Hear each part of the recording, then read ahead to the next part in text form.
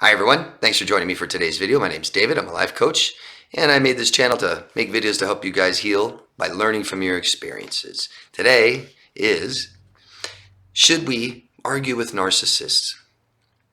I mean, that might be self-explanatory, right? Why would we be arguing with a narcissist, right? Why would we argue with a village idiot or the town drunk? So, should we argue with someone that has narcissistic personality disorder? Probably not. What does it serve you? So the key word for this video is acceptance. Huge acceptance. We need to start learning more and more and more acceptance for most of us, not all of us. Can always be better at it. Accepting. The only thing all victims failed to do.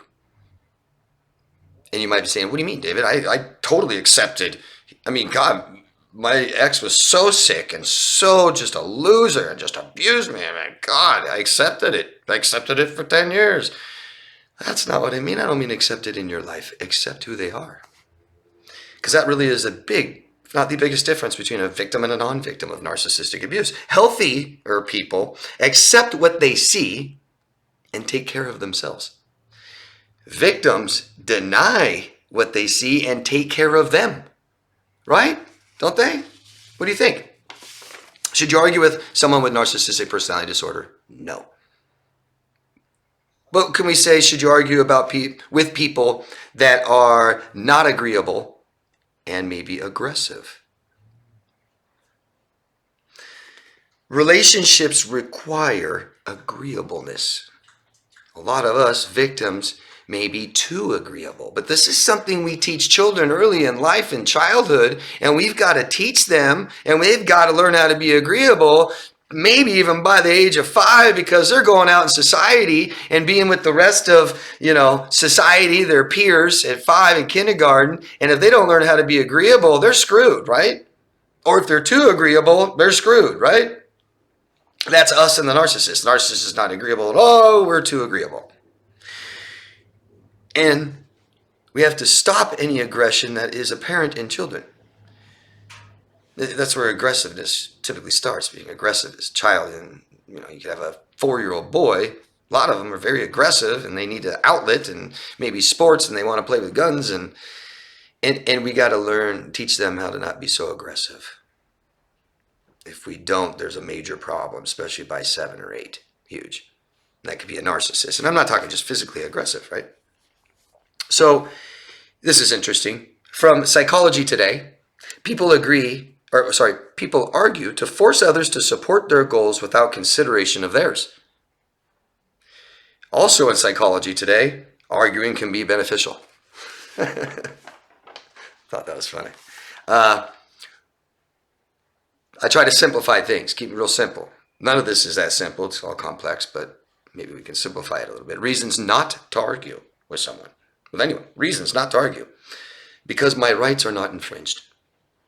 I have a right to peace. I have a right to make a living. I have a right to privacy. That's just one reason not to argue with someone. My rights aren't being infringed. I'm safe. I don't want a relationship with this person. Why argue if my rights aren't being infringed and I really don't want a relationship with this person? What's the point of an argument? Ego. Maybe ego. Ego is a big reason not to argue with someone. Yeah? You're right. Reasons to argue. I think of arguing as not fighting, but fighting for what I want, need. Fighting for my rights. My rights are infringed. I may argue about that. I want a healthy relationship with someone, so I'm fighting to try to make it work so that my voice can be heard, right? Acceptance. And take care of myself. Arguing, just me, arguing is a form of communication that is lacking agreeability and consideration. We ask for what we want. We tell people what we want and need and how we feel.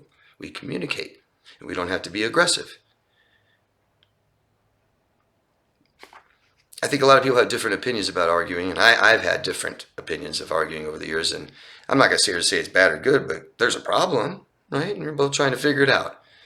That may not be the best way. It may not be effective. Arguing can be effective, and it also can lead down the road of not being effective at all.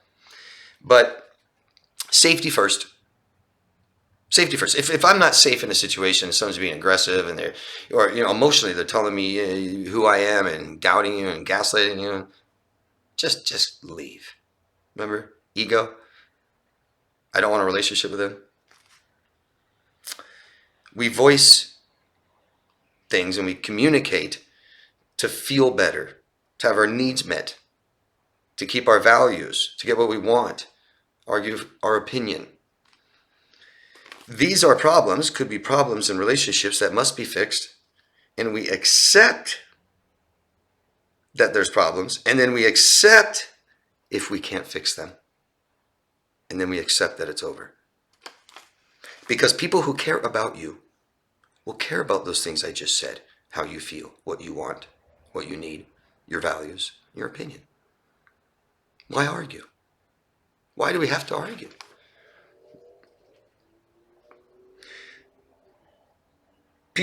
The best attribute of communication is listening. Listen. People that talk all the time, talk over you, some of this, they feel like they're never heard. Probably because they don't communicate very well.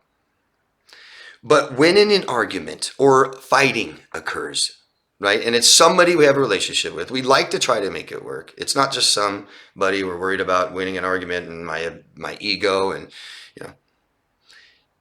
take a break. So try to end the conversation by just listening to them. And when they're done, smile. And just say, let's talk about this a little later when we're both calmer, when I'm calmer. Okay? I think that's the best advice to give. We got to protect ourselves, got to stay safe. We can't be around aggressive people, and we got to learn how to be agreeable. And so does the other person. And we meet somewhere in the middle because terms must be agreed upon, spoken of, and agreed upon for both people. Okay? So I hope I covered why people or narcissists argue, right? They're just trying to impose what they want on you without considering you. And so it doesn't just require a narcissist to do that. We've all done it. We've all done it. And we're not listening well enough. We're not considering the other person well enough. And when we do that, we begin to accept who they are. And then we can make a better decision if we want to keep them in our life. Okay? I hope that helps, guys. I get this question asked quite a bit. I've seen a lot of other videos online about it. So I hope that this helps. Let me know. Let me know what you guys think. Let me know some of the examples that you guys have, because I know that all of you watching this have examples of trying to communicate effectively with a narcissistic person who just won't listen, who just won't respect you, what you want, your interests, how you feel, what you need. Then we get into more extremes of gaslighting and projection. Let me know what you guys think. Love to hear examples. Thank you very much. And always love yourself first, guys. I'll see you again later. Bye-bye.